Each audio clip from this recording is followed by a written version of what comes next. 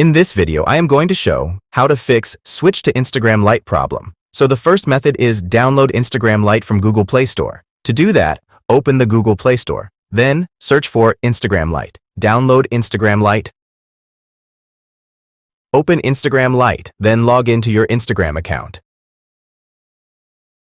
Now the second method is download an older version of Instagram. To do that, delete the Instagram app. Go to www.instagram.n.uptodown.com/android/versions. Then select an older version of Instagram.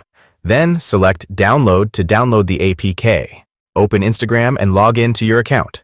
Now, if they don't work, you can do other troubleshooting method. You can update Instagram, open the Google Play Store, search for Instagram, and select Update. Or you can update your device. Open the Settings app, then go to System. Then go to System Update, then follow the on-screen instructions. You can clear Instagram's cache and data. To do that, open the Settings app, then go to Apps, then go to Manage Apps. After that, go to Instagram, then clear data and clear cache. YPU can also uninstall and reinstall Instagram.